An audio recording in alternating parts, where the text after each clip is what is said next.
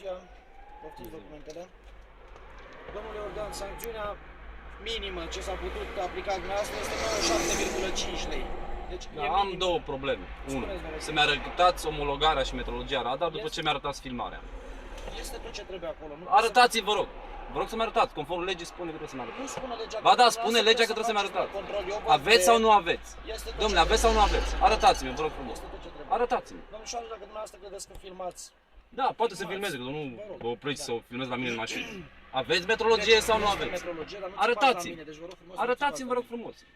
Nu sunteți dumneavoastră în măsură să faceți mie control. Sunt Eu în v-am măsură să întrebat, ceri dreptul meu de este o cetățean să vă instanță, cer lucrul ăsta. Deci aveți drept de Da, contestație eu v-am și întrebat dacă este- aveți sau nu aveți. Da, Spuneți că sigur aveți, că da? Da, sigur că Scrieți acolo în mențiune. Da. V-am solicitat da. metrologie și nu ați putut să mi-o prezentați. Nu că n-am putut. Nu ați putut, că nu puteți, nu e o dovadă.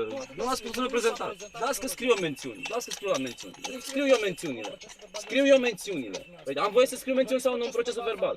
Eu le scriu și Am voie să scriu mențiuni în procesul verbal sau nu? faceți mențiuni și eu Domnule, le scriu. am dreptul să scriu mențiuni în procesul verbal. Nu am voie să scriu în procesul verbal mențiuni?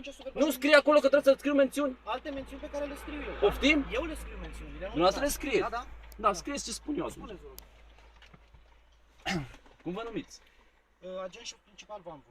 Vamvu. Da. Deci domnul agent principal Vamvu, Da. da? Nu a putut să prezinte metrologia aparatului radar. Nu v-am prezentat. Domnule, scrieți acolo ce vă spun eu, dumneavoastră după aia mergeți la instanță și contestați ce scriu eu. Nu, domnule, doresc să semnez cu mențiuni. Păi, dar n-am dreptul sau ce faceți acum?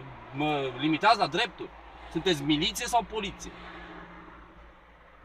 La scor mai trecut și alții cu viteză destui cât i-am urmărit eu, dar cred că aveți la normă, numai așa pe câțiva. Vă bate joc, domnule, când merg acolo în localitate cu 20 la oră și ies din localitate cu 69, dumneavoastră îmi dați amendă, domnule. V-am dat amendă, miliția română.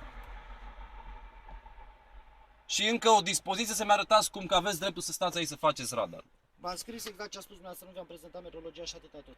Spuneți, Nu, mai vreau lucrul ăsta să menționați. Dacă aveți dispoziție să stați în punctul ăsta cu radar. Arătați-mi planul de acțiune, arătați-mi.